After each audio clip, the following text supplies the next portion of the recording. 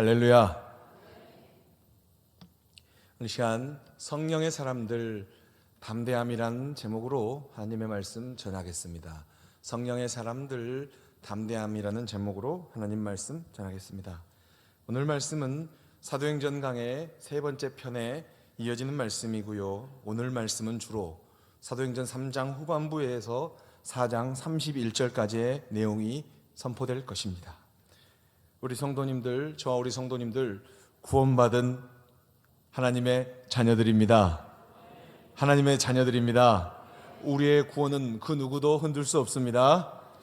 그래서 우리에게 있어서 우리가 구원받은 사람이라면 우리에게 있어서 구원 사건은 무엇입니까? 예수님의 무엇과 무엇입니까? 삶과 죽음과 부활이죠. 우리 다 같이 더 크게 한 목소리로 읽어볼까요? 읽겠습니다. 예수님의 삶과 죽음과 부활은 우리를 위한 구원 사건이다. 아멘.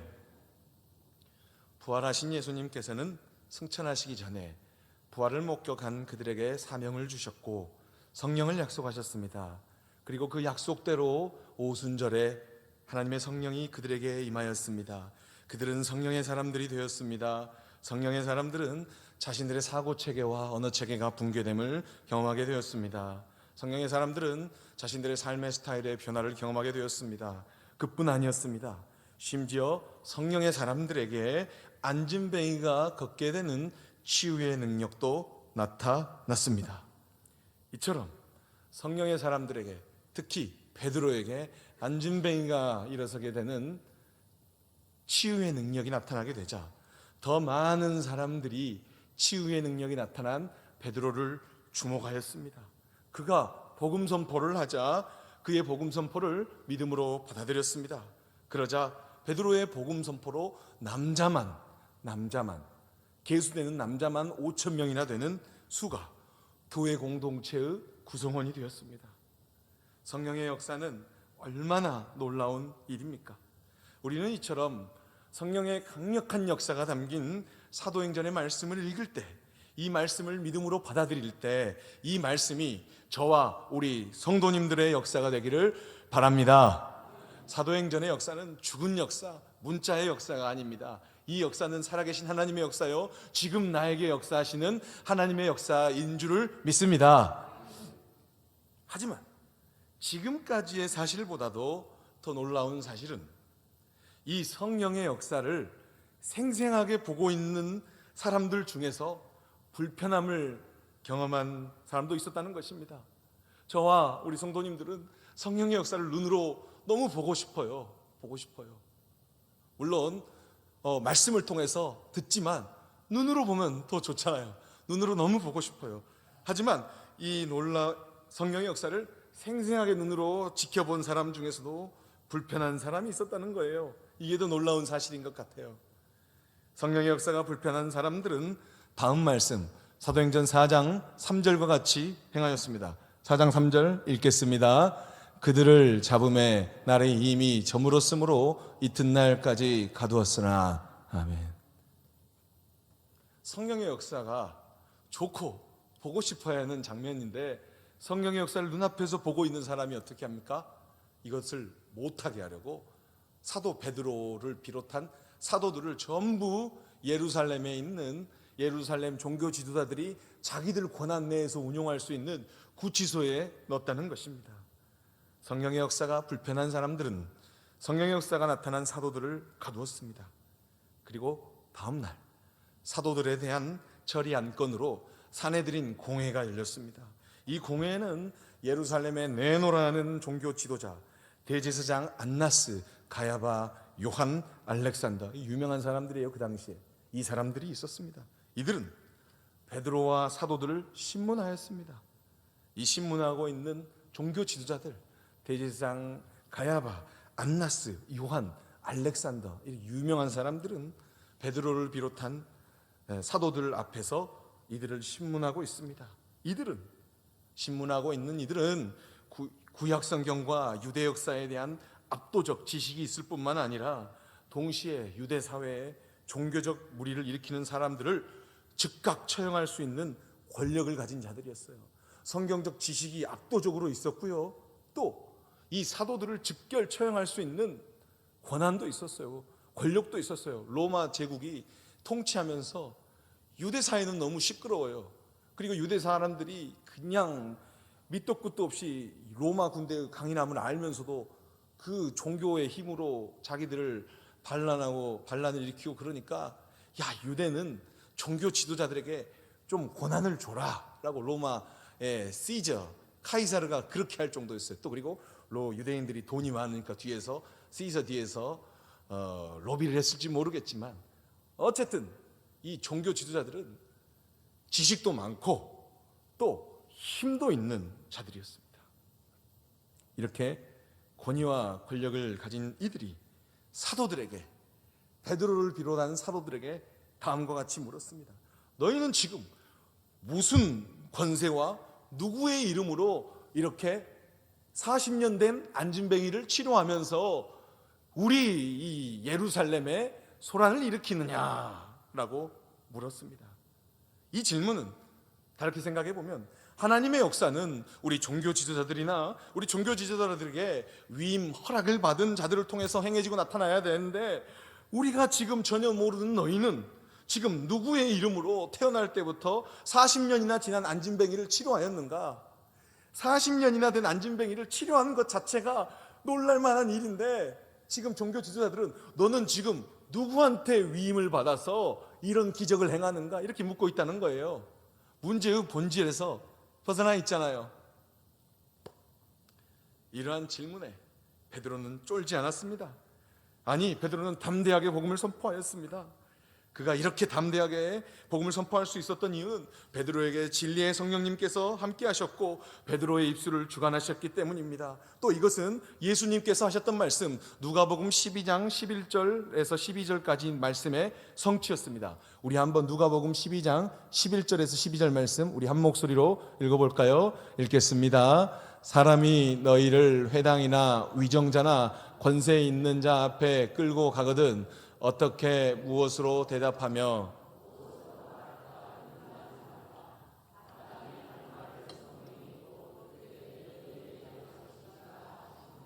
아멘. 베드로가 지금 이제 답변의 말씀을 합니다. 답변의 복음 선포를 합니다. 그때 베드로에게 진리의 성령님께서 함께 하셨다는 거예요. 누가복음 12장 11절에서 12절의 내용이 베드로를 통해서 이루어졌다는 것입니다. 그래서 베드로가 너는 지금 누구의 이름으로 무슨 권위로 이런 일을 행하였느냐? 라는 질문에 베드로가 다음과 같이 답변하고요. 그 내용이 4장 8절에서 12절까지 이어지는데요. 8절 말씀, 4장 8절 말씀 한 목소리로 읽어보겠습니다. 다 같이 베드로처럼 힘차게 읽을까요? 이에 베드로가 성령이 충만하여 이르되 백성의 관리들과 장로들아 라고 말씀합니다. 관리들아, 장로들아.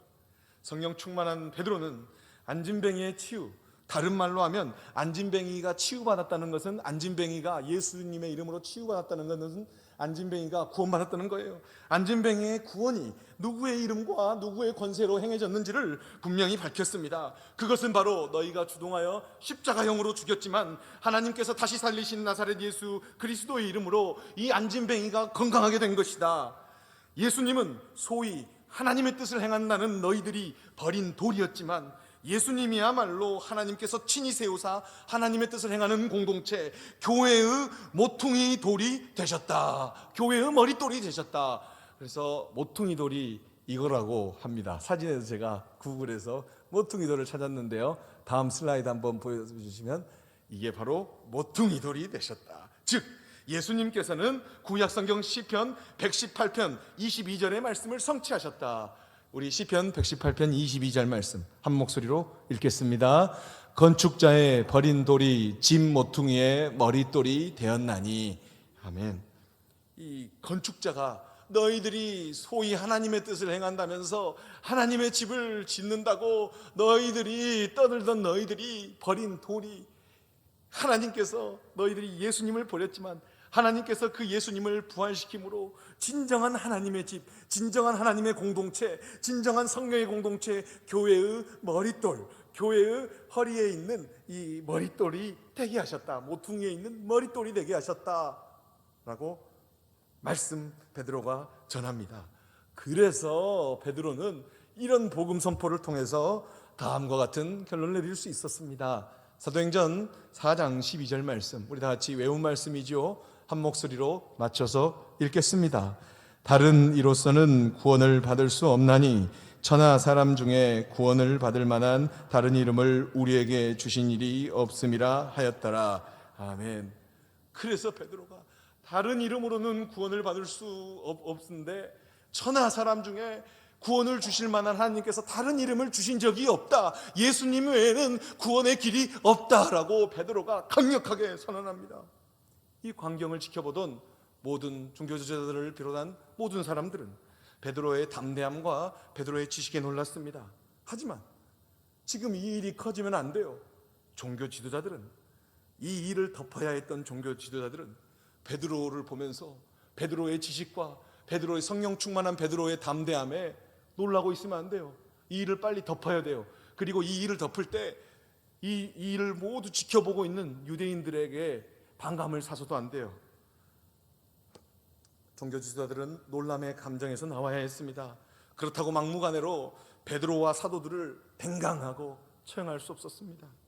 왜냐하면 치유받은 안진뱅이가 40년 동안 걷지 못하고 걷게 된 안진뱅이가 사도들 옆에 있으면서 이 사람이 나를 치유한 사람입니다라고 하면서 그 유명한 걷게 된 안진뱅이가 베드로 옆에, 사도들 옆에 있었기 때문입니다. 이 재판을 너무나 많은 사람들이 안진뱅이의 치유를 보았기 때문입니다. 이 재판을 많은 사람들이 눈을 크게 지켜보고 있었기 때문입니다. 그리고 얼마 전 종교 지도자들이 억지로 밀어붙였던 예수님의 십자가 처형으로 인해서 이미 군중들의 마음이 자신들을 지지하지 않았어요. 예수님 죽일 때 그 영상을 보면 휘장이 갈라지고 엘리 엘리 람마 사박단이라고 하면서 시편의 노래로 장렬하게 숨을 거두시고 하나님 품에 올라가신 그 예수님, 그때 군중들은 이 공황 상태에 빠졌기 때문에, 왠지 미안한 마음이 있었기 때문에, 또 그리고 많은 사람들이 이 일이 잘못됐다고 생각했기 때문에 종교 지도자들은 예수님을 얼마 전에 해한 적이 있기 때문에 함부로 죽일 수 있는 분위기가 아니었어요. 이미 군중들의 마음이 자신들을 지지 않았기 때문입니다. 그래서 종교 지도자들은 어쩔 수 없이 공회를 파하였습니다. 야, 이거 안 되겠다. 사형시켜서 땅땅땅 하고 사형을 내리려고 했는데 이랬다가는 우리들이 유대 민중들에게 버림받겠다라고 종교 지도자들은 또 그들 나름대로 똑똑하니까 지도자를 했겠지요. 그들은 공회를 파하였습니다. 기껏해야 그들이 할 수 있는 일이란 사도들에게 다음의 말씀과 같이 위협을 가하여 복음의 진리를 선포하지 않는 조건으로 석방하는 것이었습니다. 이것은 나름 합리적인 결론이었습니다. 4장 18절 종교 지도자들이 이렇게 결론을 내렸습니다. 읽겠습니다. 그들을 불러 경고하여 도무지 예수의 이름으로 말하지도 말고 가르치지도 말라 하니. 힘 있는 사람들이 좋다. 너희 사도들은 예루살렘에 이 소요를 일으켰기 때문에 너희들은 국가보안법과 같은 걸로 직결 처형을 해야겠으나 우리 시기도 안 좋고 용서해 주겠다. 다만 조건이 있다. 예수의 이름으로 능력을 행하지 말아라 라고 말합니다. 이러한 협박에 감사합니다. 예수님의 이름으로 말하지 않겠습니다 하면서 구원해 주셔서 감사합니다. 다시는 이렇게 하지 않겠습니다 라고 할 줄 알았는데 베드로와 요한은 다음과 같이 답하였습니다. 성령의 사람들, 그들은 너무나도 담대했습니다. 성령의 사람들, 우리도 성령의 사람들이잖아요. 성령의 사람들인 베드로와 요한은 너무나도 담대했습니다. 4장 19절에서 20절 말씀, 우리 성령의 사람들 같이 한 목소리로 읽겠습니다. 베드로와 요한이 대답하여 이르되 하나님 앞에서 너희의 말을 듣는 것이 하나님의 말씀을 듣는 것보다 옳은가 판단하라. 우리는 보고 들은 것을 말하지 아니할 수 없다 하니. 아멘. 우리는 보고 들은 것, 부활하신 예수님을 보고 예수님이 하신 말씀을 들은 것, 또 지금 성령님께서 내게 하시는 말씀을 들은 것을 말하지 아니할 수 없다 하니, 종교 지도자들은 담대한 성령의 사람들을 어떻게 할 수가 없었습니다. 풀어주는 것 말고는 딱히 방법이 없어요. 왜냐하면 많은 사람들이 성령의 사람들을 통하여 치유를 주관하신 하나님께 영광을 돌렸기 때문입니다. 이 소식, 예루살렘 사내들인 공의회에서 사도들이 아무런 징계도 받지 않고 많은 회중들의 지지에 의해서 종교 지도자들이 처형할 수도 없었다, 이런 소식이 예루살렘에 있는 교회의 소문이 퍼졌습니다. 이 소식이 초기 예루살렘에 있는 교회에 전해졌습니다. 우리 해운대 교회에 전해졌습니다. 그래서 성령의 사람들은 모여서, 한 자리에 모여서 한 목소리로 시편의 찬양을 불렀으며, 또 이 찬양에 따른, 시편의 찬양에 따른 기도를 하나님께 드렸습니다. 시편 146편 6절과 시편 2편 1절에서 2절 말씀은 아무래도 초대교회가 불렀던 찬양입니다. 우리가 하나님의 사랑을 사모하는 자 부르듯이 초기 예루살렘 교회는 시편 찬양을 불렀습니다. 시편 146편 6절 말씀 먼저 읽어볼까요? 다 같이 읽겠습니다. 대주제여, 천지와 바다와 그 가운데 만물을 지으신 이시여. 시편 2편 1절 2절입니다. 어찌하여 이방을 분노하며 민족들이 헛된 일을 꾸미는가? 세상의 군왕들이 나서며 관원들이 서로 꾀하여 여호와와 그의 기름 부음 받은 자를 대적하며. 아멘. 대주제여, 천지와 바다와 그 가운데 만물을 지으신 이시오. 또 주여, 우리 조상 다윗의 입을 통하여 성령으로 말씀하시기를 어찌하여 열방이 분노하며 족속들이 허사를 경영하였는고? 세상의 군왕들이 나서며 관리들이 함께 모여 주와 그의 그리스도를 대적하는도다 라는 찬양을 부르고, 이 찬양에 따른 기도를 다 같이 한 목소리로 했다는 거예요. 헤롯과 본디오 빌라도는 이방인과 이스라엘 백성들과 합세하여 시편의 이 말씀을 성취하였습니다. 그들은 하나님께서 기름 부으신 예수님을 십자가에 못 박았습니다. 이렇게 예수님을 십자가에 못 박은 그들이 이제 예수님께서 약속하신 성령을 받은 우리 성령의 사람들을 위협합니다. 이 위협을 살피시고 우리 성도들에게 담대함을 주옵소서. 우리 성도들이 담대히 하나님의 말씀을 전하게 하여 주옵소서. 여기에 더하여 우리 성도들에게 치유의 은사도 주시옵소서. 표적과 기사를 행하신 당신의 거룩한 종 예수님 이름으로 기도합니다 하고 기도했어요. 그들이 이렇게 기도를 마치자, 우리 성도님들이 이렇게 기도를 마치자 다음과 같은 일들이 발생했습니다. 31절입니다. 4장 31절 말씀 나오면 우리 다 같이 읽겠습니다. 빌기를 다음에 모인 곳이 진동하더니 무리가 다 성령이 충만하여 담대히 하나님의 말씀을 전하니라. 아멘. 다시 한번 읽어볼까요? 4장 31절 읽겠습니다. 시작. 빌기를 다음에 모인 곳이 진동하더니 무리가 다 성령이 충만하여 담대히 하나님의 말씀을 전하니라. 아멘. 기도가 끝마치자마자 모인 곳이 진동하였어요. 그리고 함께 참석한 모든 성도들이 성령 충만하게 되었습니다. 성령 충만의 결과가 무엇입니까? 바로 하나님의 말씀을 담대히 전하게 되었습니다. 복음을 담대히 전하게 되었습니다. 그렇습니다. 성령의 사람들은 복음 전파에 대한 담대함으로 충만해집니다. 성령의 사람들이 혈기가 충만해지고 분노가 충만하고 한이 충만하면 안 돼요. 물론 한이 너무 많으면 그러겠지만 성령의 사람들은 복음 전파에 대한 열정으로 충만해야 됩니다. 오늘 말씀 정리합니다. 오늘 말씀은 성령의 역사가 불편한 사람들이 이 일을 자신들이 가진 힘으로 덮어보려 하였으나 그것이 성령의 사람들의 담대함으로 인하여 실패하였음을 보여줍니다. 그리고 이 일을 전해들은 교회는 시편 찬양과 그에 따른 기도로 하나님께 영광을 돌렸습니다. 교회가 이렇게 하나님께 영광을 돌리자 성령 하나님께서는 진동을 동반하시며 교회의 전송도들에게 임하였으며 전송도는 담대하게 하나님의 말씀을 전하였습니다. 오늘 본문에 기록된 이 사도행전의 역사가 바로 지금 여기에 있는 우리 해운대 교회의 역사가 되기를 주 예수 그리스도 이름으로 축원합니다. 축원합니다. 오늘 말씀 네 가지로 요약합니다. 네 가지로 요약하는데 다음 슬라이드 나와주시면 되는데요. 네 가지로 나오면 되는데 아멘이 되는데 안 나와서 우리 찬양으로 하나님께 영광 돌리겠습니다. 성령이 오셨네. 요약할 필요가 없으니까 안 나왔어요, 사실.